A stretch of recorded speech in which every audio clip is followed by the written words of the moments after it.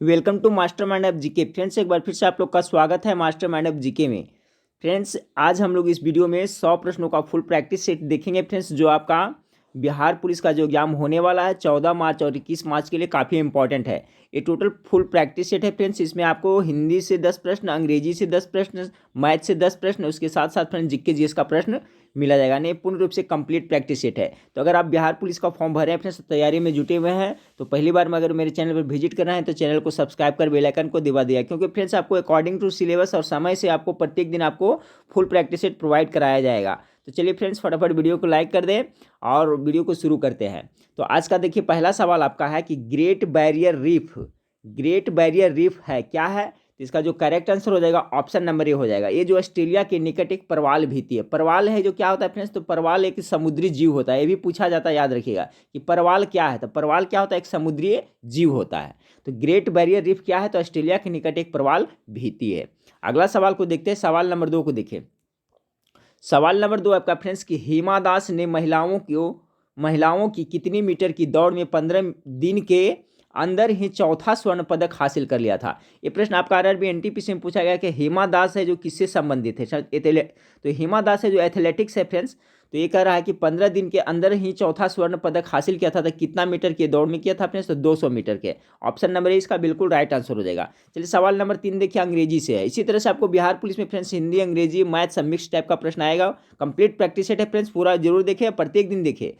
पहले सवाल नंबर 3 है फ्रेंड्स लॉजिकल मीन्स क्या होता है, तार्किक होता है। क्या होता है, तार्किक होता है लॉजिकल मीन्स। तो इसका क्या हो जाएगा, रेशनल हो जाएगा। रेशनल मीन्स क्या होता है, तो युक्ति संगत होता है, ठीक है। यानी तार्किक इसका सिनोनिम समानार्थी शब्द आपका रेशनल हो जाएगा। याद रखिएगा लॉजिकल का रेशनल।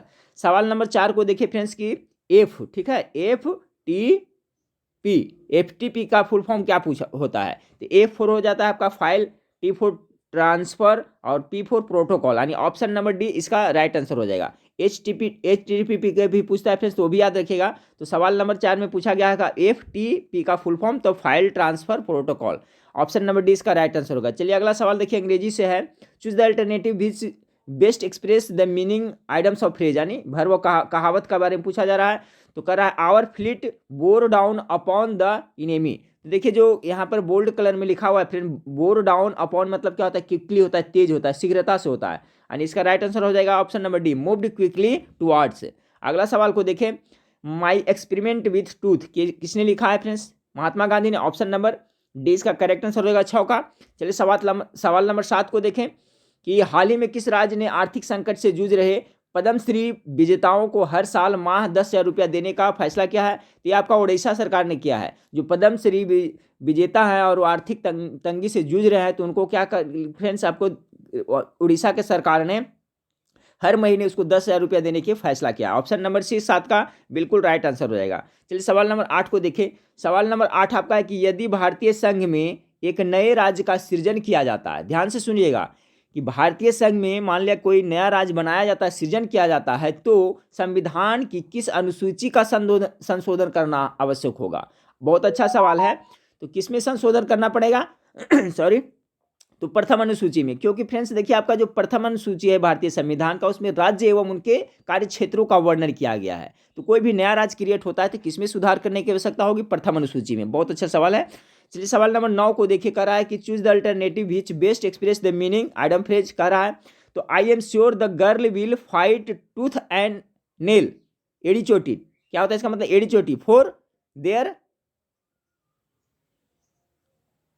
Their rights. कह रहा है friends I am sure the girls will fight tooth and nail for their rights. यानी कि जो मुझे विश्वास है कि जो लड़की है जो अपने राइट्स के लिए क्या करेगी, पूरा मतलब लड़ेगी। तो इसका देखिए कि इसका मतलब क्या होता है, इसका फ्रेज का तो होगा with all their might. Might मतलब क्या होता है, पराक्रम के साथ। यानी लड़की पूरा पराक्रम के साथ लड़ेगी अपने पूरे अधिकार को प्राप्त करने के लिए। तो 9 का जो राइट आंसर ऑप्शन नंबर ये हो जाएगा।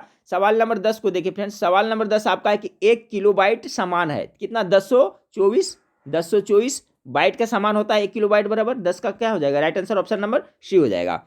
चलिए अगला सवाल को देखते हैं। अगला सवाल अंग्रेजी का सवाल है आपका कि in the following questions out of 4 alternative choose the one which can be substitute for the given sentence. यानी वन वर्ड ऑफ सब्स्टिट्यूट है, यानी शब्दों का एक शब्द है a person with long experience of any occupation. ऐसा आदमी जिसको कि काम में क्या कोई पेशा में ज़्यादा मतलब कि एक्सपीरियंस मालूम हो, अनुभव हो, तो उसको क्या कहा जाता है, तो वेटरन कहा जाता है। वेटरन मतलब होता ही अनुभवी, ठीक है फ्रेंड्स, यानी ज्ञानी होता है। वेटरन मतलब अनुभवी होता है। तो कोई खास विषय में किसी को अगर विशेष आती है तो उसको क्या वेटरन कह सकते हैं। तो a person with a long experience of any occupation, तो क्या हो जाएगा, वेटरन हो जाएगा। 11 का राइट आंसर ए हो जाएगा। याद रखिए वेटरन मतलब क्या होता है, अनुभवी होता है। अगला है फ्रेंड्स आपका दिलवाड़ा का जैन मंदिर कहाँ है, तो सभी जानते हैं माउंट आबू में अरावली पर्वत पर है। देखिए फ्रेंड्स, अब आप लोग अभी से प्रैक्टिस सेट करते चलेगा फ्रेंड्स, एग्जाम तक अच्छी तैयारी हो जाएगी, ठीक है। एक दो प्रैक्टिस देखने से नहीं हुआ, प्रत्येक दिन प्रैक्टिस सेट देखें, यूट्यूब पर भी देखें फ्रेंड्स, और घर में भी पढ़ाई करें, लेकिन पढ़ाई से जुड़े रहिएगा, तभी जाकर के अच्छी तैयारी होगी, ठीक है। तो पुनः रिक्वेस्ट करूंगा फ्रेंड्स कि जो पहली बार चैनल पर आए हो चैनल को सब्सक्राइब कर लें, क्योंकि इस पर आपको सिलेबस के अनुसार और समय के अनुसार प्रत्येक दिन आपको प्रैक्टिस सेट प्रोवाइड करा जाएगा फ्रेंड्स। एक बात और ध्यान रखिएगा फ्रेंड्स, जो होम गार्ड का सिलेबस है और बिहार पुलिस का सिलेबस है जो बिल्कुल सेम है फ्रेंड्स, इसमें थोड़ा सा भी फर्क नहीं है। इसलिए जो भी कैंडिडेट होम गार्ड का एग्जाम देने वाला वो भी एक प्रैक्टिस सेट देखे, और जो बिहार पुलिस वाला है फ्रेंड्स वो भी प्रत्येक दिन दोनों प्रैक्टिस सेट देखे। दो प्रैक्टिस सेट आपको प्रत्येक दिन प्रोवाइड करा जाएगा, इसके साथ साथ टेस्ट भी लिया जाएगा। तो सवाल नंबर 13 को देखें फ्रेंड्स, कि एक सर्वेक्षण के अनुसार भारत का कौन सा स्थान विश्व का 9वां सबसे महंगा ऑफिस लोकेशन है। सर्वेक्षण में विश्व में सबसे 9वां महंगा ऑफिस लोकेशन कौन सा है, तो कनॉट पैलेस है। ऑप्शन नंबर 20 का राइट आंसर हो जाएगा। अगला सवाल को देखें, कह रहा है कि find the synonyms among the following, आपको समानार्थी शब्द चुनना है, ठीक है फ्रेंड्स। तो स्ट्रिंजेंट मतलब क्या होता है, स्ट्रिंजेंट मतलब होता है, आपको कह सकते हैं फ्रेंड्स कड़ी से कड़ी कह सकते हैं, ठीक है। स्ट्रिंजेंट मतलब क्या होता है, कड़ी से कड़ी, तो इसका हो जाएगा टफ हो जाएगा। हार्ड, टफ मतलब भी कड़ा हार्ड होता है, तो याद रखिएगा स्ट्रिंजेंट मतलब होता है कड़ी से कड़ी, चुनौतीपूर्ण होता है, हार्ड होता है, ठीक है। तो ये टफ हो जाएगा। इसका क्या पूछा था, सिनोनिम, तो यही हो जाएगा। अगला शब्द है फ्रेंड्स तलाश। तलाश क्या है, तो तलाश के बारे में देखिए नाम सुनेंगे, ऑप्शन नंबर सी हो जाएगा इसका। तलाश यानी सर्च, इंटरनेट पर एक मल्टीमीडिया पोर्टल तथा एक optical character recognition OCR Devanagari में सॉफ्टवेयर सी डैक द्वारा संचालित है। तो तलाश समझ गए होंगे फ्रेंड्स, इंटरनेट पर एक क्या मल्टीमीडिया पोर्टल से संबंधित है, आपका कंप्यूटर से संबंधित है। अगला सवाल को देखिए, कह रहा है कि फाइंड द एंटोनिम को रहा है, ठीक है। सवाल नंबर 16 के एंटोनिम कर रहा है, तो ऑब्क्यू। ऑब्क्यू मतलब क्या होता है, ऑब्क्यू मतलब होता है अस्पष्ट होता है, अपारदर्शी होता है, तो इसका क्या हो जाएगा, पारदर्शी एंड ट्रांसपेरेंट हो जाएगा। ट्रांसपेरेंट मतलब क्या होता है, पारदर्शी होता है, तो याद रखिए ऑब्क्यू मतलब अस्पष्ट होता है, पारदर्शी होता है, ट्रांसपेरेंट मतलब होता है पारदर्शी होता है, स्पष्ट होता है, तो इसका उल्टा शब्द क्या हो जाएगा, एंटोनिम पूछा रहा है, तो बी हो जाएगा। अगला सवाल देखिए 17 नंबर सवाल को देखिए, कर्नाटक सरकार ने दुनिया भर में सौर ऊर्जा का बढ़ावा देने के लिए किस प्रख्यात इंजीनियर के नाम पर आयसा कर्नाटका विश्वेश्वरैया सोलर अवार्ड देने का निर्णय लिया है। तो right answer option number D हो जाएगा, एम विश्वेश्वरैया। देखिए फ्रेंड्स, इसी से पता चल जाता है, पकड़ में आ जाता है, ठीक है। तो एम विश्वेश्वरैया हो जाएगा। अगला सवाल को देखिए कि प्रथम भारतीय नोबेल पुरस्कार विजेता कौन थे। सिंपल सा आप लोग गेस करें, इसका राइट आंसर क्या होगा, रविन्द्रनाथ टैगोर हो जाएंगे। कब इनको मिला गया फ्रेंड्स, डेट याद रखिए 1913 ईस्वी में। किस क्षेत्र में मिला था, साहित्य के क्षेत्र में। कौन सा किताब में मिला था, तो गीतांजलि के, ठीक है। तो आप जरूर रखिएगा। रविन्द्रनाथ टैगोर का एक और बहुत फेमस कृति जो पूछा जाता है, पोस्ट ऑफिस, ठीक है। द पोस्ट ऑफिस है जो इन्हीं का लिखा हुआ है, वो भी याद रखिएगा। लेकिन इनको पुरस्कार मिला था, नोबेल पुरस्कार किस पे, तो गीतांजलि पर मिला था 1913 ईस्वी में। अगला सवाल को देखिए, आर्द्रता परिणाम है। आर्द्रता क्या है, मॉइस्चर क्या होता है, तो हवा में नमी की उपस्थिति की मात्रा को ही क्या कहते हैं, आर्द्रता कहते हैं। ऑप्शन नंबर डी इसका राइट है। आर्द्रता किससे मापा जाता है फ्रेंड्स, तो हाइग्रोमीटर से। आर्द्रता वायुमंडलीय आर्द्रता किससे मापा जाता है, हाइग्रोमीटर से मापा जाता है, ये भी याद रखिएगा। सवाल नंबर 19 का जो राइट आंसर हो गया आपका ऑप्शन नंबर डी हो गया, हवा में नमी की उपस्थिति। चलिए अगला सवाल को देखते हैं। अगला सवाल आपका है कि निम्नांकित में से किस एक का कथन है कि संविधान को संघात्मक के तंग ढांचे में नहीं ढाला गया है। ऐसा किसने कहा था, संविधान को संघात्मक के तंग ढांचे में नहीं ढाला गया है। तो इसका जो राइट आंसर हो जाएगा फ्रेंड्स ऑप्शन नंबर सी हो जाएगा, B.R. अम्बेडकर ने ऐसा कहा था। अगला सवाल को देखिए, fill in the blanks, fill in the खाली स्थान पे भरना है। ही वॉज डिलाइटेड, खाली स्थान, हिज ब्रदर सक्सेस, क्या होगा, आइट होगा या इन होगा या विथ होगा या ऑफ होगा। तो कह रहा है फ्रेंड्स, इसका हिंदी जान ले कि ही वाज डिलाइटेड, वो बहुत खुश हुआ अपने भाई की सफलता पे, तो एट हो जाएगा यहाँ प्रीपोजिशन, ठीक है। यहाँ पे he was dilated at his brother success, वह बहुत ज़्यादा खुश हुआ फ्रेंड्स अपने भाई की सफलता पे, ठीक है। अगला सवाल को देखिए, यूको इंडिया अवार्ड्स 2019 के तहत global icon of the year के रूप में किसे चुना गया है। सवाल नंबर 22 का जो करेक्ट आंसर हो जाएगा ऑप्शन नंबर कुणाल नायर को चुना गया है। यूको इंडिया अवार्ड्स 2019 के तहत global icon of the year के रूप में किसे चुना गया, कुणाल नायर को चुना गया है। अगला सवाल को देखें कि आदि शंकर जो बाद में शंकराचार्य बने, उनका जन्म कहाँ हुआ था। देखिए शंकराचार्य जो अद्वैतवाद के प्रतिपादक थे, ये भी याद रखिएगा। अद्वैतवाद का प्रतिपादक कौन थे, शंकराचार्य थे। इनका जन्म के बारे में पूछा जा रहा है, तो सवाल नंबर आपका कितना है 23 है फ्रेंड्स। तो 23 का right answer option number B हो जाएगा, केरल में हो जाएगा। ठीक है, केरल के कलापी या कपासी ऐसा कोई जगह का नाम है फ्रेंड्स, वही हुआ था। तो याद रखिए शंकराचार्य का जन्म केरल में हुआ था, केरल के कलापी में। अगला फ्रेंड्स आपका है कह रहा है कि सेंटेंस इसमें क्या इंप्रूवमेंट किया जा सकता है या नहीं किया जा सकता है। ठीक है, तो देख ले इसमें इंप्रूवमेंट किया जा सकता है नहीं किया जा सकता है कि द स्पीकर गोट कंफ्यूज्ड। ठीक है, जो स्पीकर समझ रहे हैं, स्पीकर लोकसभा के अध्यक्ष जिसे कहते हैं confuse and started the contradicted himself. तो इसमें लग रहा है नहीं फ्रेंड्स नो इंप्रूवमेंट होगा। ठीक है, ऑप्शन नंबर डी इसका राइट दे रहा है, यानी कि इसमें कोई इंप्रूवमेंट की जरूरत नहीं, कंप्लीट सेंटेंस है। अगला क्वेश्चन को देखिए, निम्नलिखित में से किस गैस की प्रतिशत मात्रा आयतन में वायुमंडल में सबसे कम है। बहुत अच्छा सवाल है, तो मैं सबका बता देता हूँ फ्रेंड्स, आप इसका राइट आंसर अपने गेस कर लीजिएगा। सबसे कम का राइट जो ऑप्शन दिया हुआ है चारों में से, तो देखिए सबसे ज़्यादा नाइट्रोजन कितना होता है 78% होता है, तो सबसे कम पूछ रहा है तो ये तो होगा नहीं। ऑक्सीजन कितना होता है 20.95 होता है। ठीक है, यानी कितना लगभग 21%, ये भी कम, सबसे कम नहीं है। आर्गन कितना होता है तो 0.93 होता है, और कार्बन डाइऑक्साइड कितना होता है तो 0.03% होता है। तो सबसे कम कौन हो रहा है फ्रेंड्स आयतन के थी से आपका कार्बन डाइऑक्साइड। तो ये तो सवाल पूछा जा रहा था, ये सब याद रखे। नाइट्रोजन की मात्रा वायुमंडल में 78%, ऑक्सीजन का है लगभग 21%, 20.95%। आर्गन कितना है फ्रेंड्स ये भी याद रखा, आर्गन का बहुत इंपॉर्टेंट है, 0.93 है, और कार्बन डाइऑक्साइड का है 0.03, सबसे कम यही है। तो समझिए कॉन्सेप्ट क्लियर हुआ फ्रेंड्स।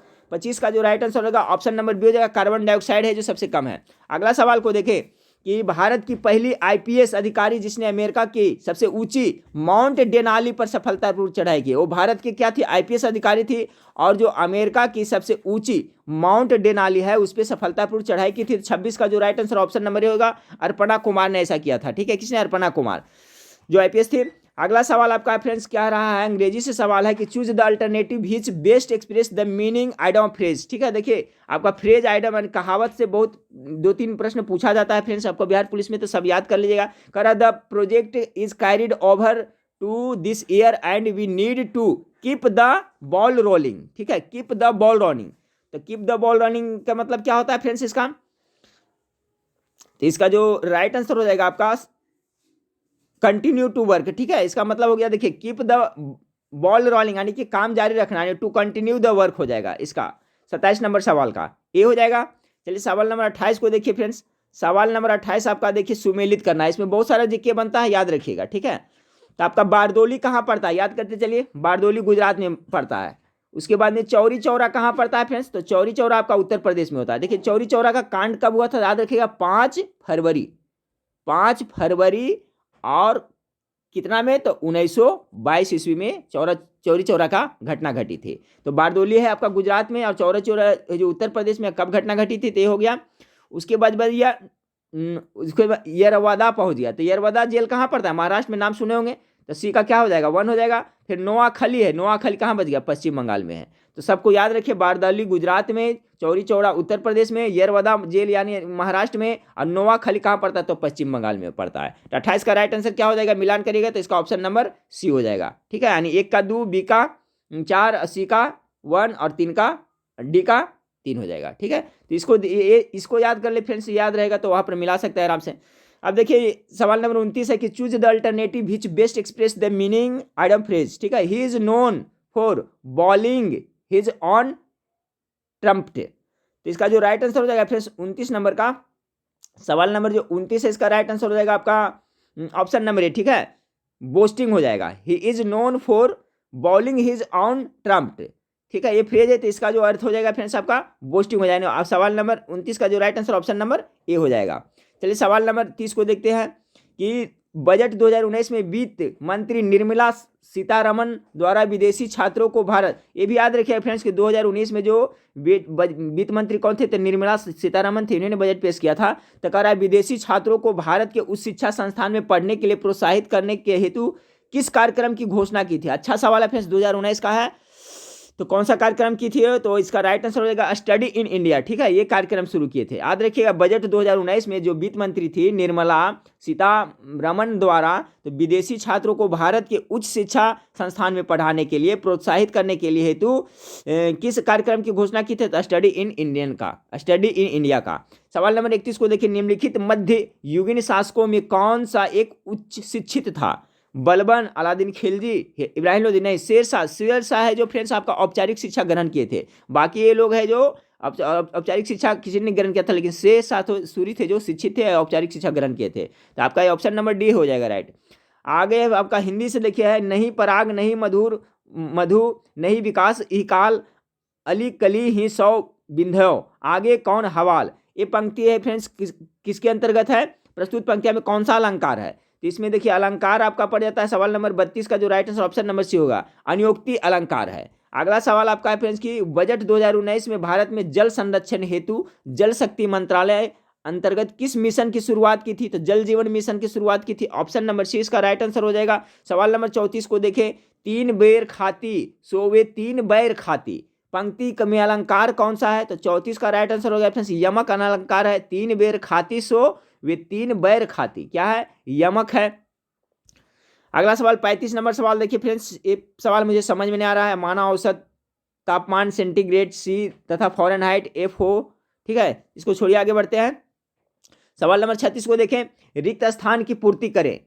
और इस टाइप का देखिए सवाल फ्रेंड्स सबका एग्जाम में कभी पूछा नहीं जाता है, ठीक है, शायद कहीं पूछा जाता है लेकिन इस टाइप का नहीं पूछा जाता है। चलिए सवाल नंबर 36 को देखें कि रिक्त स्थानों की पूर्ति करें। रिक्त स्थान का आपको पूर्ति करना है, खाली स्थान पे क्या भराएगा, राजेश की बातों से खाली होकर संदीप ने उसे मारने की तलवार खींच ली, तो क्या होगा, उत्तेजित होगा, एकदम सिंपल है, राजेश की बातों से उत्तेजित होकर। हिंदी से देखिए प्रश्न था। अब 37 नंबर प्रश्न आपका फ्रेंड्स कि हाल ही में ILO, ठीक है, द्वारा जारी रिपोर्ट के अनुसार भारत में किस वर्ष तक अधिक तापमान से मजदूरों के काम करने की गति में कमी आएगी तथा कुल वैश्विक श्रम उत्पादन में 2% तक का नुकसान होगा। भारत किस वर्ष तक फ्रेंड्स गेस किया गया ऐसा।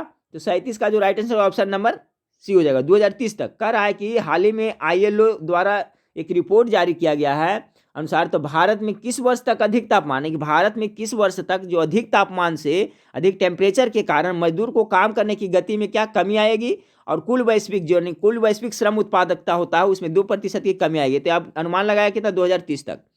अगला सवाल को देखिए कि भार के अनुसार पानी H2O में हाइड्रोजन की प्रतिशतता है। तो देखिए फिर सिंपल सा है, निकालिएगा तो आएगा ऑप्शन नंबर डी आएगा। जैसे देख ले हाइड्रोजन का कितना 2 है तो इसका भार कितना हो गया, 2 हो गया। ऑक्सीजन का कितना 8 दूनी 16 हो जाता है। तो टोटल पहले निकाल लेंगे, टोटल कितना हो जाएगा फिर 18 हो जाएगा, ठीक है। अब 18 में किसका पूछ रहा है, हाइड्रोजन की प्रतिशतता पूछ रहा है, तो फिर 2 का प्रतिशतता निकालेंगे टोटल में, ठीक है।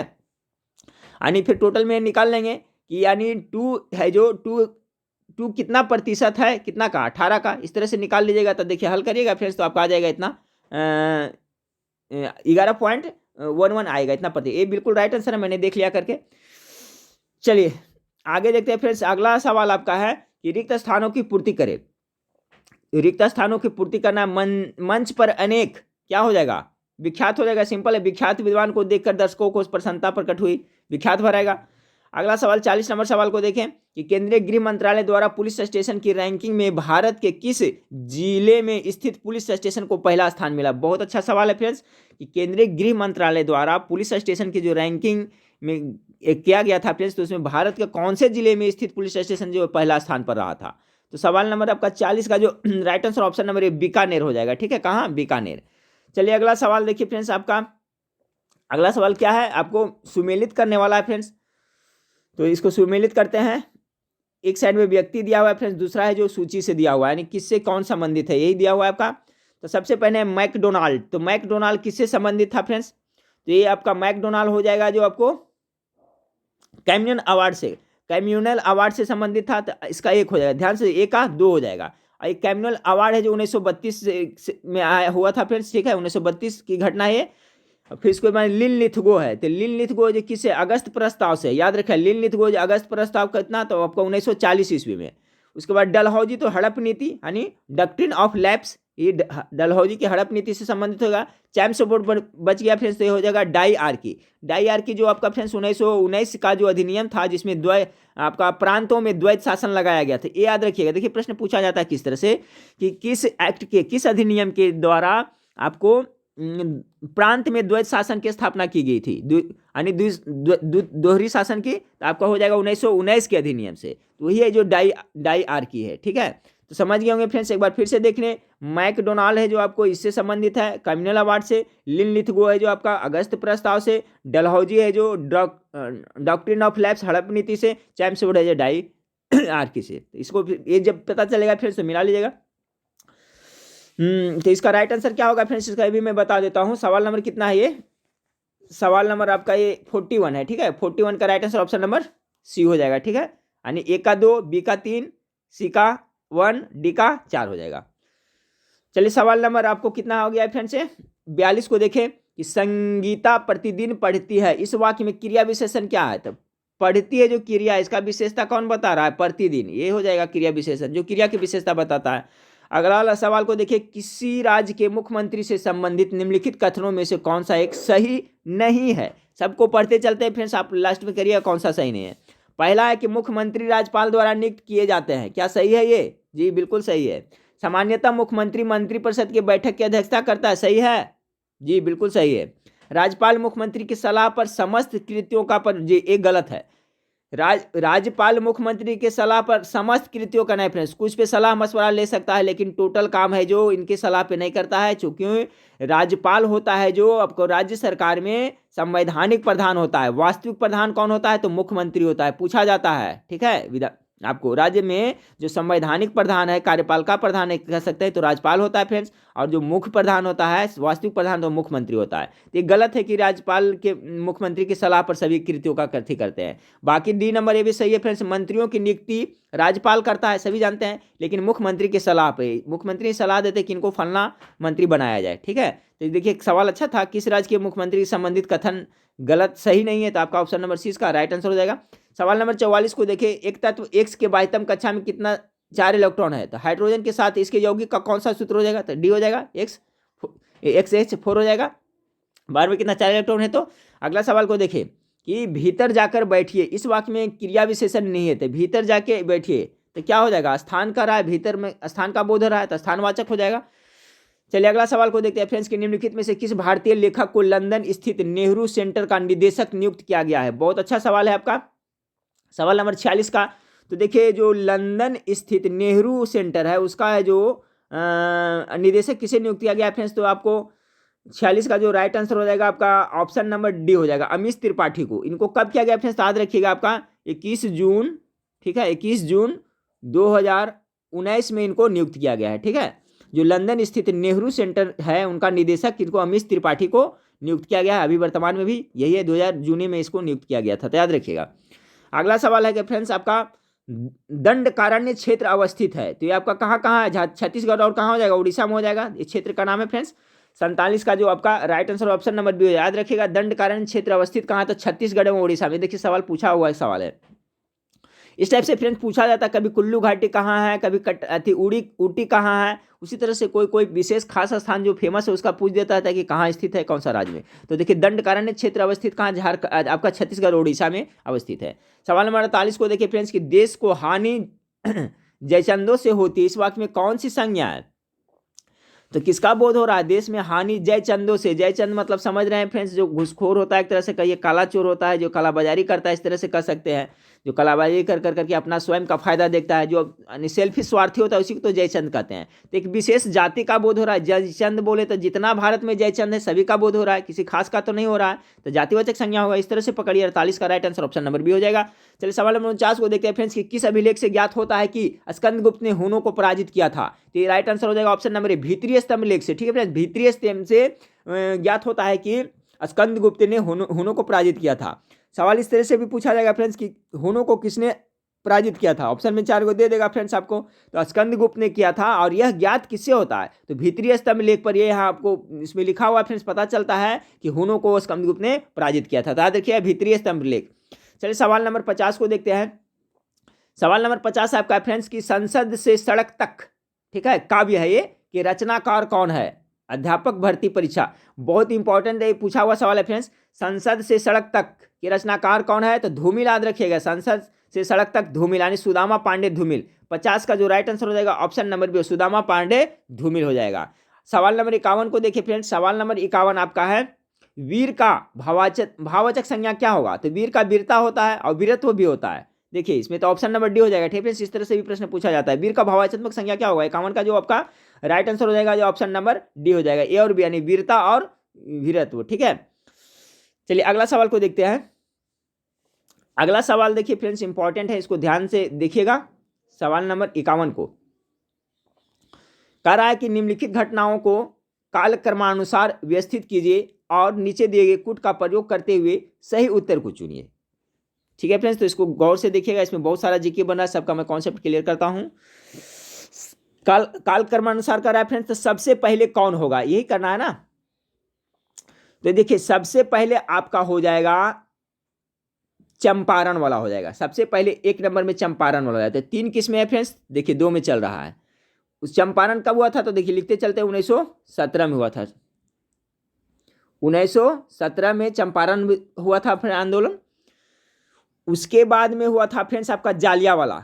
ठीक है, जालियावाला कब हुआ था? तो 13 अप्रैल कितना 1919 में हुआ था। कालक्रम से सजा रहे हैं, तो पहले एक हुआ 17 हुआ, उसके बाद में दूसरा हुआ ये हो गया, और फिर तीसरा में हो गया मोपला विद्रोह। मोपला विद्रोह कब हुआ था फ्रेंड्स? तो मोपला विद्रोह हुआ था आपका 1921 ईस्वी में। याद रखिएगा। अब मोपला विद्रोह कहाँ हुआ था?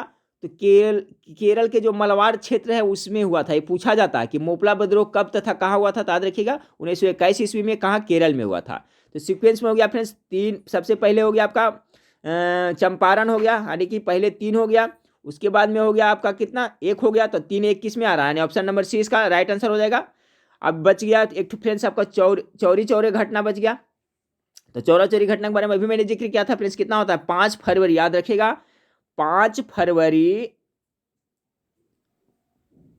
फरवरी कितना फ्रेंड्स? 5 फरवरी 1922 ईस्वी में चौरी चौरा की घटना हुई थी। तो सबका याद हो गया फ्रेंड्स, डेट सबका याद हो गया ना। यही आपको पूछ रहा है सजाना है, तो अब जब डेट पता रहेगा तभी तो सजाइएगा। तो सबसे पहले हुआ था चंपारण 1917 में। उसके बाद में आपका हो गया था जालियावाला हत्याकांड 13 अप्रैल 1919 ईस्वी में। उसके बाद में तीसरा में हो गया था मोपला विद्रोह 1921 ईस्वी में केरल के मलबार तट क्षेत्र में। लास्ट में चौरी चौरा कांड हो गया था फ्रेंड्स 5 फरवरी 1922 ईस्वी में। ऑप्शन नंबर सी इसका बिल्कुल राइट है। देखिए बहुत सारा जीएस बना फ्रेंड्स, ये सब इसका कॉन्सेप्ट जरूर क्लियर रखिएगा। ये सब अगर आपका अभी से कॉन्सेप्ट क्लियर रखते हैं फ्रेंड्स, तो आपको एग्जाम में फिर बहुत अच्छा करके आइएगा। ठीक है, और सबका कॉन्सेप्ट याद करना, लिखते चलना। हो सके फ्रेंड्स तो आपका एक नोटबुक रखें, उसमें आप इसे नोट कर ले और इसको प्रत्येक दिन देखें, तो आपको परमानेंट मेमोरी में बस जाएगा।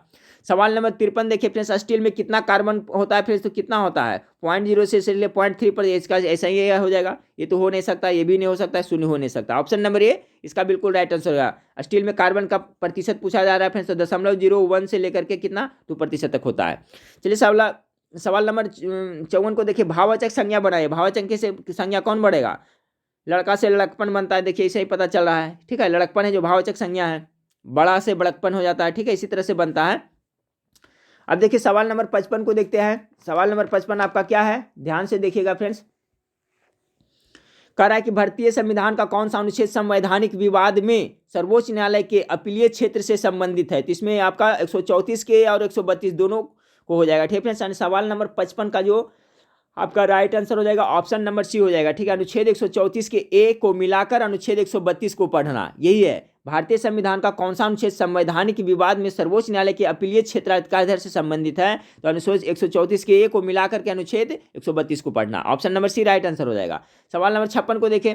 सवाल नंबर 56 है कोई, हाँ फ्रेंड्स, तो सवाल नंबर 57 को देखिए, कर रहा है सूची ए को सूची से मिलित करना है। ठीक है, तो मिलाते हैं फ्रेंड्स, तो देखिए मिलाते चलिएगा। आजाद मुस्लिम कॉन्फ्रेंस के संस्थापक कौन थे? एक का हो जाएगा आपका, 2 हो जाएगा।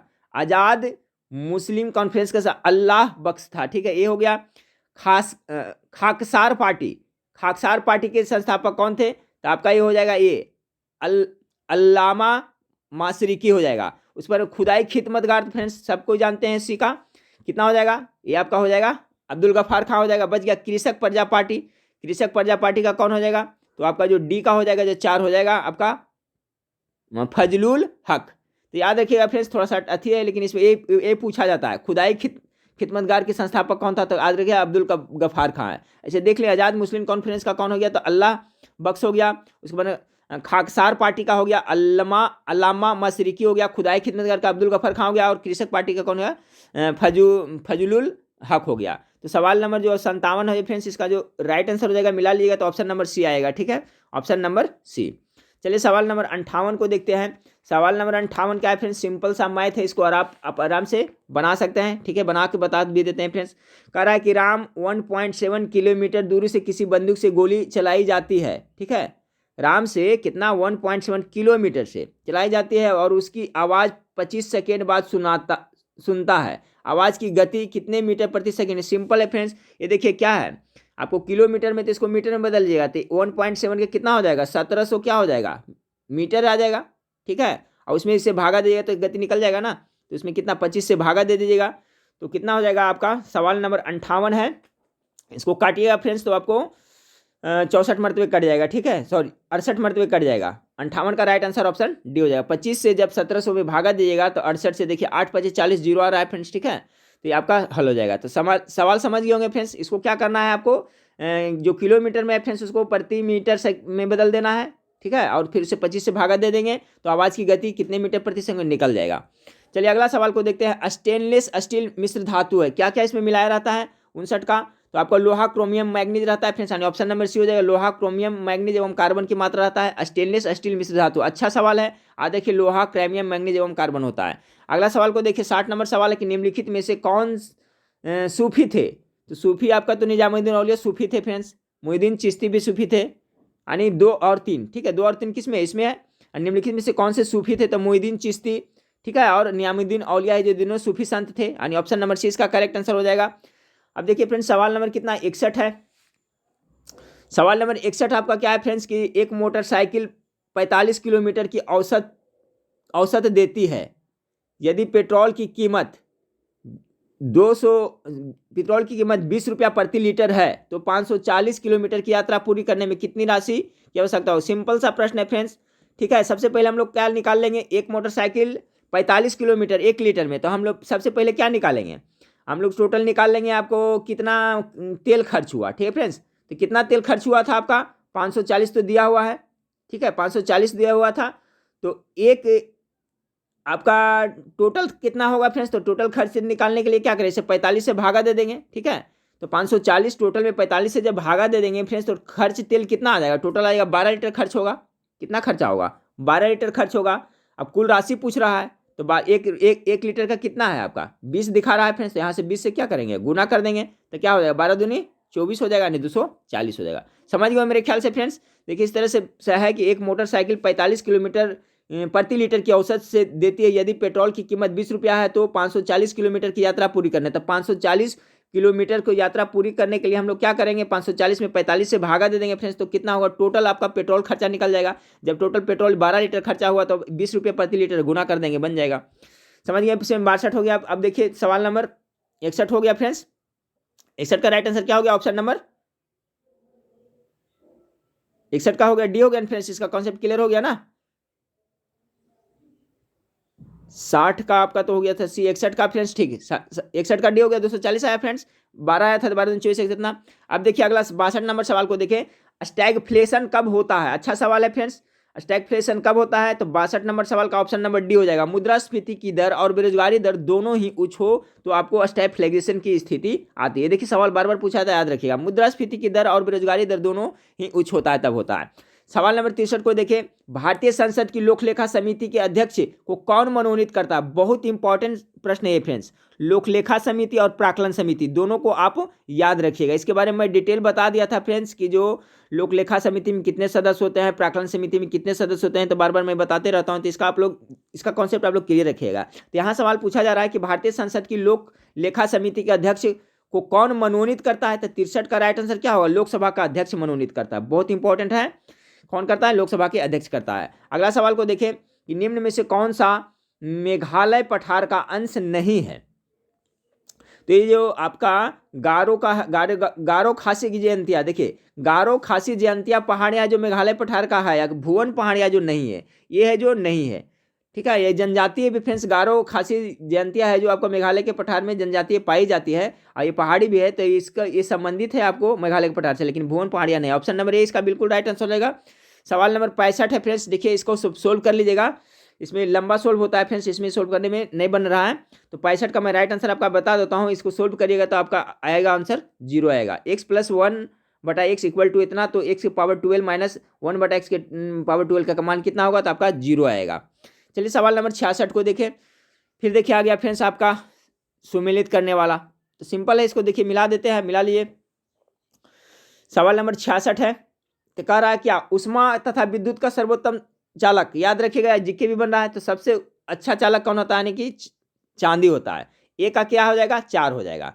सबसे अधिक मात्रा में पाई जाने वाली धातु, सबसे ज्यादा कौन पाया जाता है धातु इसमें से आपका, तो एल्युमिनियम। देखिए सियाल पृथ्वी का जो पढ़े होंगे फ्रेंड्स, सियाल सीमा निफे पढ़े होंगे, तो देखिए इसमें सिलिकॉन के साथ साथ क्या होता है, एल्युमिनियम ज्यादा पाया जाता है, तो ये इसका हो जाएगा एल्युमिनियम सबसे अधिक, बी का हो जाएगा 3 हो जाएगा। सबसे अधिक लचीली तथा पीटकर बढ़ाए जाने योग्य धातु, तो स्वर्ण है फ्रेंड्स। इसका 1 ग्राम को 1 मिलीग्राम को भी बहुत लंबा तार खींचा जा सकता है, कितना किलोमीटर तक खींचा जा सकता है, बहुत तन्य धातु होता है, ठीक है।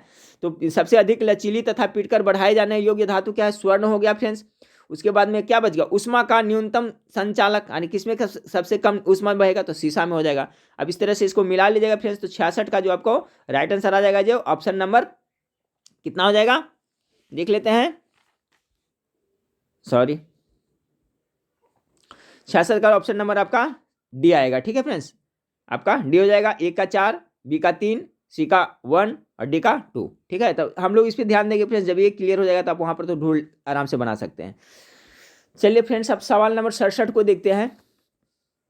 सवाल नंबर 67 आपके सामने है कि भारतीय शासन अधिनियम 1935 के द्वारा स्थापित संघ में अवशिष्ट शक्तियां किससे दी गई थी। देखिए जो भारतीय सरकार अधिनियम 1935 से बहुत इंपॉर्टेंट है फ्रेंड्स, इससे बहुत सारा सवाल पूछा जाता है, जिसे 2-3 सवाल में बताता हूं फ्रेंड्स, पहले वो देख लें फिर सवाल देखिएगा।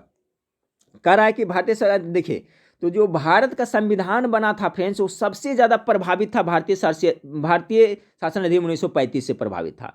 फिर जो केंद्र में द्वैध शासन की व्यवस्था किया गया तो 1935 के अधिनियम के तहत किया गया था। अब प्रांत में जो द्वैध शासन था उसको समाप्त किसके तहत किया गया था, तो 1935 के तहत समाप्त किया गया था और फिर केंद्र में स्थापित किया गया था। तो 3 जीके से संबंधित हमेशा पूछा जाता है। अब कह रहा है भारतीय शासन अधिनियम 1935 द्वारा स्थापित संघ में अवशिष्ट शक्तियां किसको दी गई थी, तो किसको दी गई थी, तो आपका गवर्नर जनरल को दे दी गई थी, यानी ऑप्शन नंबर 20 का राइट आंसर हो जाएगा। अब चलिए फ्रेंड्स 68 को देखें। घरेलू हिंसा से महिलाओं की सुरक्षा अधिनियम लागू कब हुआ था, बहुत इंपॉर्टेंट सवाल है फ्रेंड्स, याद रखिए 2005 में ये लागू हुआ था। जो घरेलू हिंसा से महिलाओं की सुरक्षा के लिए अधिनियम खास करके बनाया गया था आपका 20 सितंबर 2005 में, ठीक है। 2005 में ये अधिनियम बनाया गया था। जो घरेलू में मारपीट होता है फ्रेंड्स, उसके पति द्वारा सास ससुर द्वारा जो हिंसा होता है उसको रोकथाम के लिए आपको घरेलू हिंसा से संबंधित महिला सुरक्षा अधिनियम 2005 में 20 सितंबर 2005 में बनाया गया था। अगला सवाल 69 नंबर सवाल को देखिए। किसी तार को जब एक वर्ग के रूप में मोड़ा जाता है तो उसके द्वारा घिरे क्षेत्रफल कितना होता है, 484 वर्ग सेमी है। तार द्वारा घिरे क्षेत्रफल क्या होगा यदि इस तार को एक वृत्त के रूप में मोड़ा जाए, ठीक है फ्रेंड्स, यानी इसका क्षेत्रफल, वृत्त का क्षेत्रफल पूछा जा रहा है। तो सिंपल सा प्रश्न है फ्रेंड्स, आप इसको आराम से बना सकते हैं। मैं हिंट्स कर देता हूं, देख लीजिए किस तरह से बनेगा ये। किसी तार को जब एक वर्ग के रूप में मोड़ा जाता है, वर्ग के रूप में मोड़ा था तो उसे द्वारा घेरे क्षेत्र, सबसे पहले देखिए इसका जो क्षेत्रफल दिया हुआ कितना 400 थी, तो इससे हम लोग क्या निकाल लेंगे, परिमाप निकालेंगे, वर्ग का परिमाप निकालेंगे। तो जो वर्ग का परिमाप होगा फ्रेंड्स वही परिमाप किसका हो जाएगा, आपका वृत्त का परिमाप होगा। तो सबसे पहले देखते हैं, तो इसका क्षेत्रफल दिया हुआ है तो इसका वर्ग करिएगा फ्रेंड्स, तो एक भुजा निकल जाएगा, यानी 22 × 22 करिएगा तो कितना हो जाता है, 484 होता है। यानी कि वर्ग की एक भुजा हमें अब ज्ञात हो गया, एक भुजा हमको 22 मीटर जो ज्ञात हो गया, ठीक है फ्रेंड्स। अब इसका परिमाप करेंगे तो परिमाप बराबर क्या होता है, 4 × भुजा होता है वर्ग के परिमाप बराबर, तो 22 चक करिएगा इसमें मल्टीप्लाई करिएगा तो कितना हो गया, 88 आ गया, ठीक है। तो 88 आ गया, क्या आ गया आपका वर्ग के परिमाप, और उसी को ताड़ को मोड़ करके के वृत्त बनाया जाता है। तो जो इसका परिमाप इसका परिधि है, जो वृत्त का परिमिति हो जाएगा, तो ये हो गया एक तरह से आपका वृत्त के परिधि। तो वृत्त के परिधि से हम लोग क्या निकाल लेंगे, इसका अथी निकाल लेंगे फ्रेंड्स, आपका त्रिज्या निकाल लेंगे। तो वृत्त के परिधि बराबर क्या होता है, वृत्त की परिधि बराबर होता है आपका कितना, 2πr होता है। और इसका जो वर्ग का परिधि था, जो वृत्त का परिधि था 88 हो गया। अब इसको आप हल करिएगा फ्रेंड्स तो कितना आएगा, देखिए यहाँ करिएगा तो यहाँ से तो कट जाता है, यहाँ पर 44 हो जाता है फ्रेंड्स। 22 का पुट करिएगा फ्रेंड्स, 22 बटा कितना होता है, पाई का मान 7 होता है। यहाँ पर कितना आता है, तो हल करिएगा तो कितना आएगा फ्रेंड्स, आपको 14 आएगा, कटिंग करिएगा, ठीक है। यानी r बराबर निकल गया आपका कितना, 14 निकल गया। अब जब r बराबर 14 निकल गया फ्रेंड्स, तो पूछा जा रहा है क्या, वृत्त, तो क्षेत्रफल पूछा जा रहा है, द्वारा क्षेत्रफल क्या होगा, वृत्त का क्षेत्रफल क्या होता है, πr² होता है, ठीक है। तो आपका पाई का मान कितना हो गया 22/7 हो गया, आर स्क्वायर हो गया, यानी 14 मल्टीप्लाई कितना हो जाएगा 14 हो जाएगा, काट दे 7 दूनी कितना हो गया 14 हो गया फ्रेंड्स। फिर 14 दूनी 28, 28 गुना 22 करिएगा, ठीक है, कितना 28 गुना 22 करिएगा, 28 इंटू कितना 22 करिएगा, तो कितना आ जाएगा इसका राइट आंसर। तो 8 दूनी 16, 6 लास्ट में आ रहा है, ऑप्शन नंबर सी इसका बिल्कुल राइट आंसर है। देखिए इस ये भी ट्रिक है फ्रेंड्स, जैसे कि अभी कितना आया था आपका 22 इंटू 28 आ रहा था, आया था ना, हमको मल्टीप्लाई करना था, पूरा मल्टीप्लाई हम क्यों करेंगे, एक डिजिट देख लेंगे, 8 दूनी 16, 6 लास्ट में आना चाहिए, देखिए तो ये आ रहा है, हो गया ना। इस तरह से कुछ कुछ एग्जाम में ट्रिक अपनाया जाता है। चलिए सवाल नंबर अब 70 को देखते हैं। सवाल नंबर 70 आपका फिर देखिए, मैथ और रीजनिंग बहुत इजी रहता है फ्रेंड्स, बहुत ज़्यादा वास्ट नहीं रहता है। आपको फोकस करना है तो होमगार्ड के लिए और कांस्टेबल के लिए तो जीके जीएस पे आपको फोकस करना है, बाकी जनरली आप मैथ प्रैक्टिस करते रहिएगा तो हो जाएगा, ठीक है। अब देखिए ज़्यादा प्रश्न पूछा भी नहीं जाता है, 8 से 10 प्रश्न।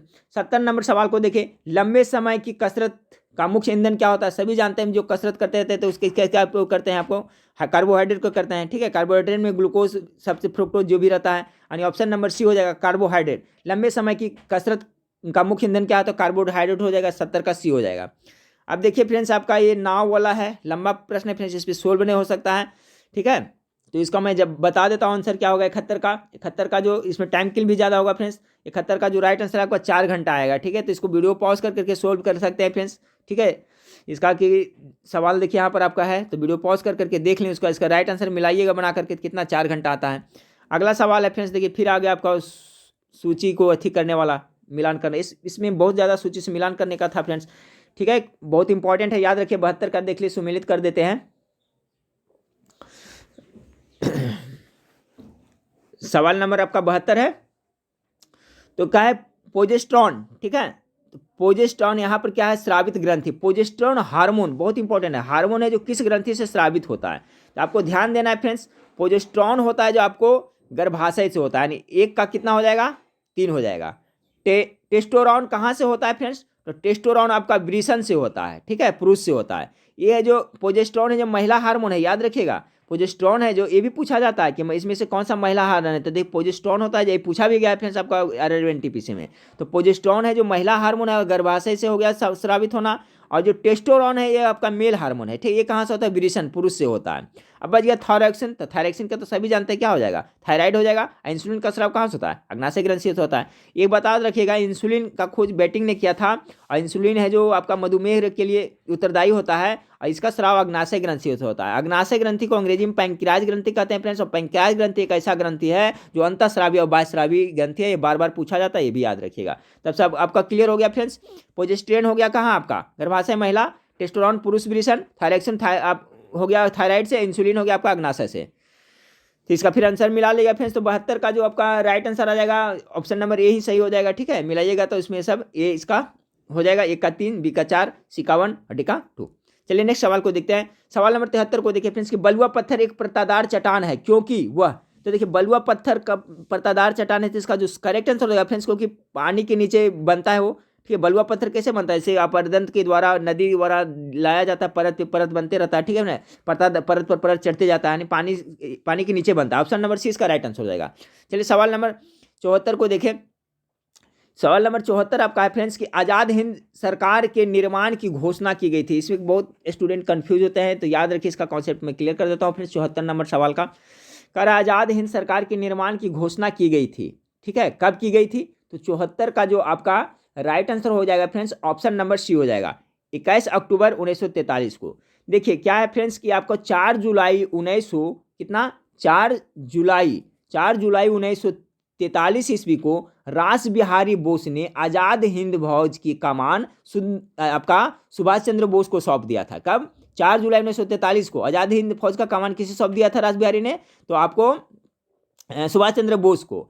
और उसके बाद में है जो 21 अक्टूबर, ठीक है फ्रेंड्स, 21 अक्टूबर 1943 को सुभाष चंद्र बोस ने सिंगापुर में स्वतंत्र भारत की अस्थाई सरकार, ठीक है, सिंगापुर में स्वतंत्र भारत की अस्थाई सरकार, जिसे आज़ाद हिंद सरकार भी कहा जाता है, उसका गठन किया था, ठीक है। तो इसका राइट आंसर ये हो जाएगा फ्रेंड्स, कि आज़ाद हिंद सरकार का निर्माण की घोषणा कब की गई थी, तो 21 अक्टूबर 1943 ईस्वी को किसके द्वारा, सुभाष चंद्र बोस के द्वारा। कहाँ किया गया था, तो सिंगापुर में किया गया था, आज़ाद हिंद सरकार, याद रखिएगा। चलिए अगला सवाल को देखते हैं। 75 नंबर है फ्रेंड्स आपका, ए तथा बी स्थानों के बीच की दूरी इतना किलोमीटर है। एक्सप्रेस गाड़ी ए 6 बजे प्रातः इतना किमी घंटा के प्रति छूते हुआ गाड़ी रास्ते में एक स्थान पर 1 घंटा 20 मिनट रुकती है, तदनुसार वह बी तक बी की समय पहुंचेगी। ठीक है फ्रेंड्स, तो इसको सोल्व कर लीजिएगा। 75 का मैं राइट आंसर आप लोग को बता देता हूँ। इस पर सोल्व करने में लंबा होगा फ्रेंड्स, या इसमें लिखने में प्रॉब्लम होता है। तो 75 का जो राइट आंसर हो जाएगा फ्रेंड्स ऑप्शन नंबर ही हो जाएगा। ठीक है, यानी 1:20 AM। ठीक है, इतना होगा। अगला सवाल को देखें कि अफ्रीका की सिंग में किसे सम्मिलित नहीं किया गया। देखिए अफ्रीका की सिंह क्या है फ्रेंड्स, तो ये अफ्रीका का एक क्या प्रायद्वीप है। ठीक है, यानी एक क्षेत्र है, प्रायद्वीप है। तो इसमें कौन कौन सा शामिल नहीं है, तो इसमें देखिए 76 नंबर सवाल का option number D right answer हो जाएगा। आपको इथोपिया, सोमालिया, इरिट्रिया ये सब अफ्रीका के प्रायद्वीपीय क्षेत्र में शामिल है। सूडान है जिसमें शामिल नहीं है, तो ऑप्शन नंबर डी हो जाएगा। अगला सवाल है फ्रेंड्स, संसद में शून्यकाल का समय होता है, गेस करें। ये सवाल तो हमेशा पूछा जाता है। दोपहर 12 बजे के बाद अपराह्न 1 बजे तक होता है, जो क्या होता है, शून्यकाल का समय होता है। ऑप्शन नंबर डी इसका राइट आंसर हो जाएगा। फिर देखिए मिलाने वाला आ गया फ्रेंड्स। ठीक है, आपका फिर ये मिलान करने वाला आ गया है। तो इसमें देखिए कोई खास इसमें तो पूछता नहीं है फ्रेंड्स इसका, लेकिन 78 नंबर सवाल का मैं राइट आंसर बता देता हूँ। सवाल नंबर जो 78 है, इसमें देखिए थोड़ा उल्टा पुल्टा। जैसे देखिए इसमें क्या हमको कन्फ्यूजन लगता है फ्रेंड्स, जैसे चंदेल का खजुराहो होता है, खजुराहो का बाद में महोबा हो गया था, तो डी का 4 होना चाहिए। ठीक है, डी का 4 होना चाहिए। उसके बाद में आपका 78 नंबर सवाल है, उसके बाद में हो जाएगा बी का सतवाहन का। तो सतवाहन का कहाँ हो जाएगा फ्रेंड्स, तो सतवाहन का फिर आपका 3 हो जाएगा। सतवाहन का 3 आनी हो जाएगा आपका कहाँ, पैठन हो जाता है। उस पर कदम है, कदम की राजधानी फिर कहाँ हो जाएगा फ्रेंड्स, तो सी का हो जाएगा दू हो जाएगा, बनवासी हो जाएगा। उसके बाद चंदेल बच गया, फिर चंदेल का कहाँ रहा, पाटलिपुत्र होगा। तो देखिए चंदेल कैसे खजुराहो होता है। ठीक है फ्रेंड्स, चंदेल वंश की राजधानी कहाँ थी, खजुराहो थी। इसको थोड़ा उसमें उसी से रिलेटेड नाम जोड़ के दिया है फ्रेंड्स। ठीक है, तो ये याद रखिएगा, चंदेल का है जो कहाँ पड़ता है, खजुराहो, वो महोबा है। ठीक है, ये दोनों देता है। ठीक है फ्रेंड्स, तो चलिए कोई खास प्रश्न नहीं है फ्रेंड्स इसमें, इस तरह का इस तरह से नहीं पेचीदा नहीं पूछेगा। अब देखिए फ्रेंड्स आपका ये नल टंकी वाला है फ्रेंड्स, इसको सोल्व कर लीजिएगा। इसका राइट वीडियो को पॉज कर करके, एक टंकी की तली में एक छिद्र है जिससे कारण पानी से पूरी भरी टंकी 10 मिनट में खाली हो जाती है। यदि टंकी पानी से पूरी भरी हो तो साथ ही 4 लीटर प्रति मिनट की रफ्तार से टंकी में पानी भरी वाला एक नल भी चालू रखा जाए तो छिद्र द्वारा टंकी को खाली करने में 15 घंटे का समय लगता है। टंकी में कितने लीटर पानी भरा जा सकता है। ठीक है फ्रेंड्स, इसका राइट आंसर मैं बता देता हूँ। इसका आपको 7200 लीटर पानी भराएगा। ऑप्शन नंबर डी इसका राइट आंसर आएगा, सोल्व करिएगा। तो अगला सवाल आपका है फ्रेंड्स कि 80 नंबर सवाल है। फिर देखिए आप, हाँ फ्रेंड्स, तो सवाल नंबर 80 देखिए फिर मिलान करने वाला गया फ्रेंड्स, बहुत इंपॉर्टेंट है, सबको याद कर लीजिए किसमें कौन सा सकरा पाया जाता है, इसको रट जाइएगा।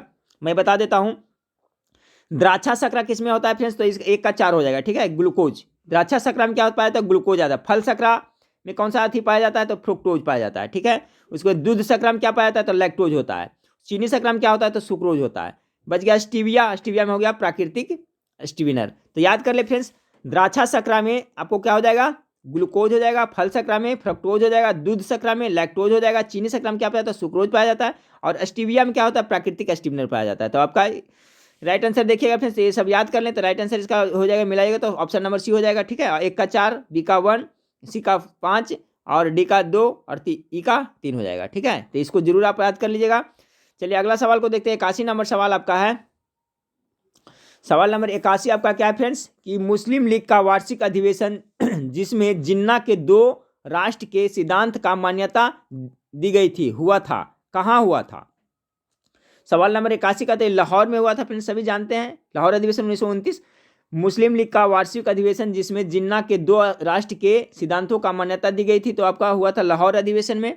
अगला सवाल है फ्रेंड्स कि कबीर एवं धर्मदास के मध्य संवाद के संकलन का शीर्षक। बहुत अच्छा सवाल है। जो कबीर और धर्मदास के पास में संवाद हुआ था, उसके संवादों का संकलन को क्या कहते हैं, तो अमर मूल कहते हैं। ठीक है फ्रेंड्स, आपका 82 नंबर सवाल का right answer option number B हो जाए। ऐसे शब्द साखी रमैनी सब कबीर का ही पंक्ति है फ्रेंड्स, इन्हीं का जो है, इन्हीं से संबंधित है। लेकिन कह रहा है कबीर एवं धर्मदास के मध्य संवाद हुआ था, उसका संग्रह को क्या कहते हैं, तो अमूर मूल कहते हैं। 82 का right answer option number B हो जाएगा।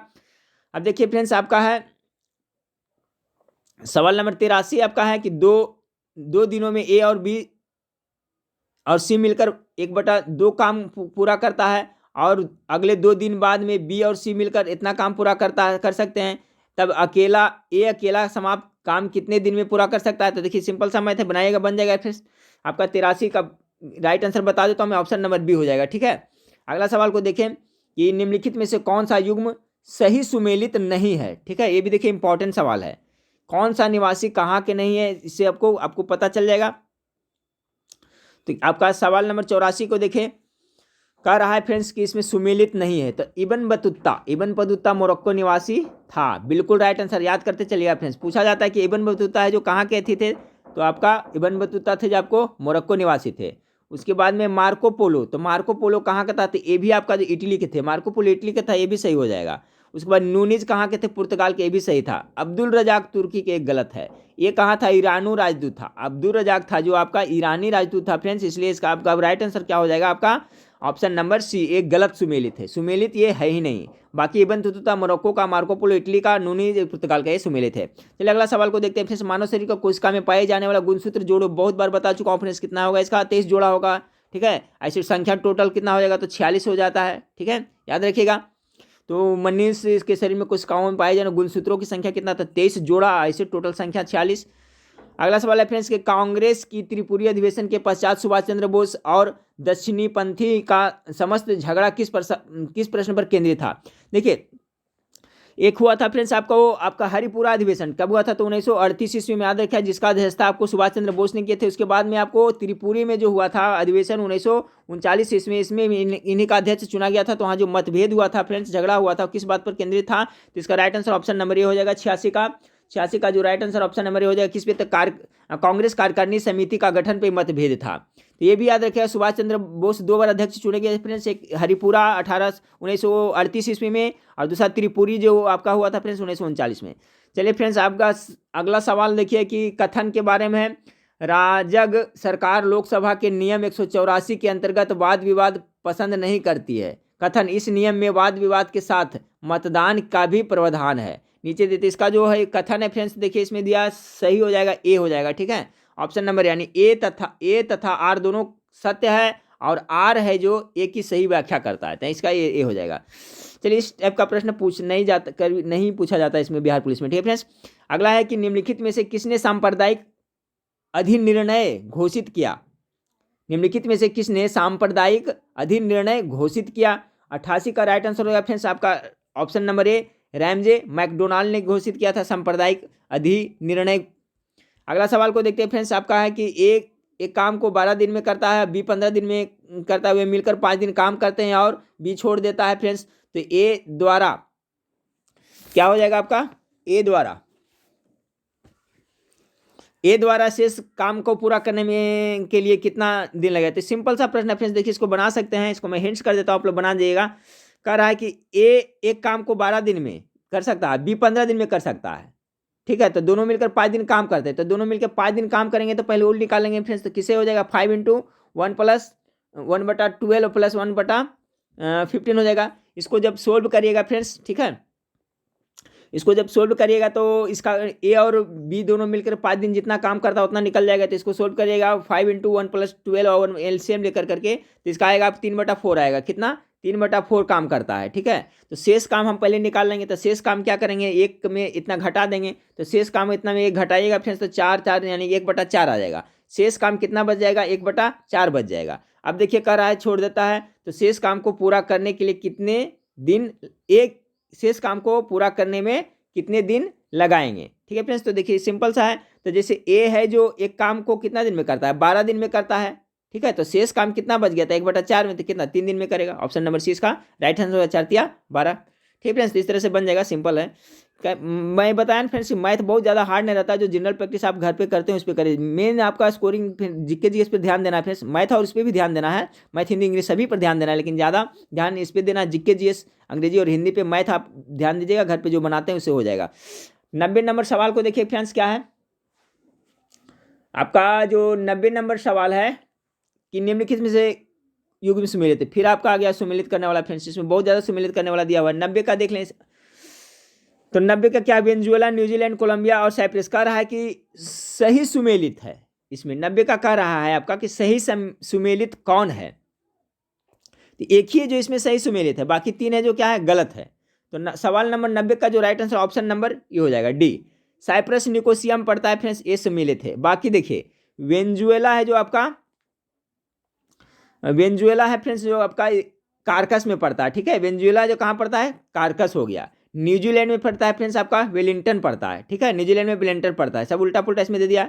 अब कोलंबिया पड़ता है जो कहाँ पड़ता है फ्रेंड्स आपका, बंगोटा में पड़ता है, ठीक है। इस तरह से होगा, याद रखिएगा। इसमें कह रहा है कि युग में सही सुमेलित है, तो साइप्रस ये देखिए सही है। अब इसका सही सही जानना चाहते हैं फ्रेंड्स, तो वेनेजुएला पड़ता है जो आपका कहाँ पड़ता है, तो आपका जो वेनेजुएला पड़ता है जो कारकस में पड़ता है, ठीक है, ये हो गया। न्यूजीलैंड में आपका वेलिंगटन पड़ता है, ये सही हो गया। कोलंबिया जो बोगोटा है, इससे संबंधित है।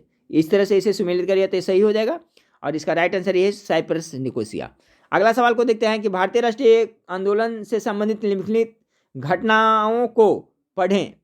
अब देखिए फ्रेंड्स, घटना को पढ़िए, घटनाओं का सही कलाक्रम नीचे दिए गए कूटों से ज्ञात करिए। ये भी देखिए इंपॉर्टेंट है फ्रेंड्स, इसका मैं डिटेल बताता हूँ फ्रेंड्स, आप लोग ध्यान से याद करते चलिएगा तब क्लियर हो जाएगा।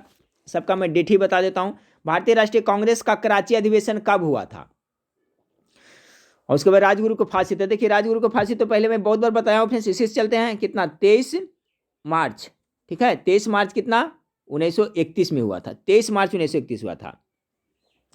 उसमें गांधी इरविन समझौता कितना हुआ था, 5 मार्च को हुआ था। 5 मार्च 1931 में हुआ था, 5 मार्च, याद रखिएगा। गांधी इरविन समझौता कब हुआ था, तो आपको 5 मार्च 1931 में हुआ था। अब बच गया क्वेश्चन फ्रेंड्स आपको आपका भारतीय राष्ट्रीय कांग्रेस की कराची अधिवेशन।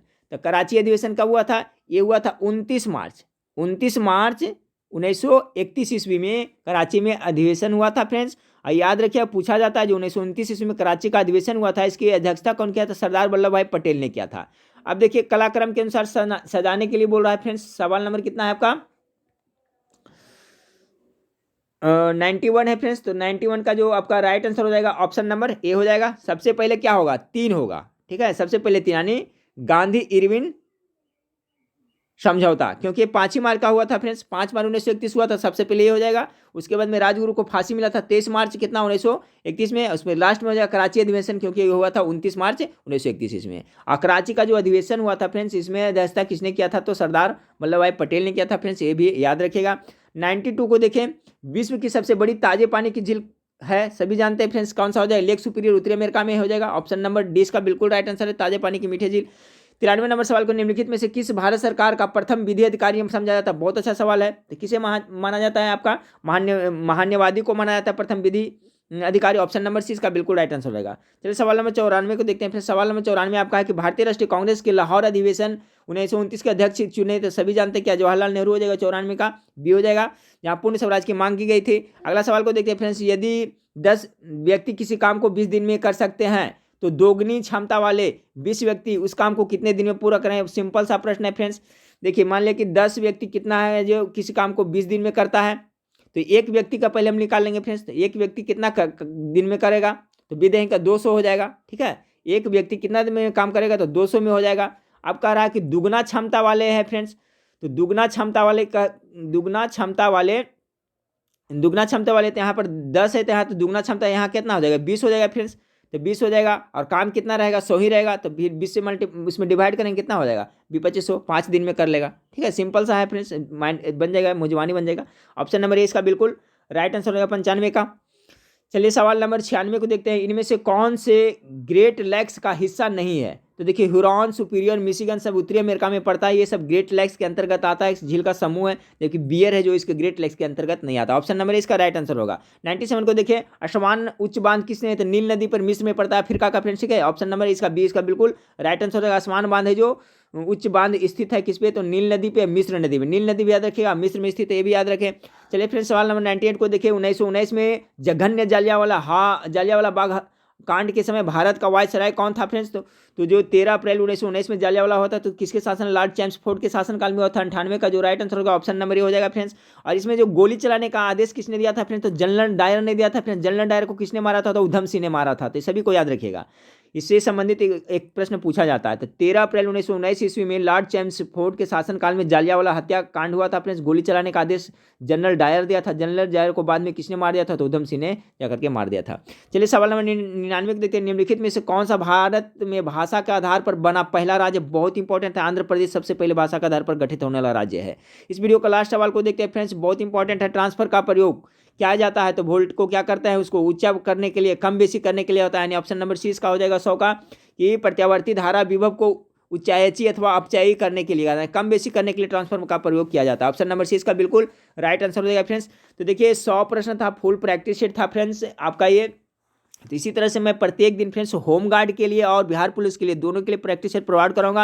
और ध्यान रखिएगा फ्रेंड्स कि होमगार्ड का सिलेबस और बिहार पुलिस का जो सिलेबस है दोनों एक ही है, इसलिए दोनों प्रैक्टिस सेट आप लोग जरूर देखेगा, क्योंकि जिस तरह से उसमें प्रश्न पूछा जाएगा उस तरह से इसमें पूछा जाएगा। वीडियो अच्छा लगे तो लाइक कर देगा फ्रेंड्स। नेक्स्ट वीडियो में फिर मिलता है, देखने के लिए थैंक यू, धन्यवाद।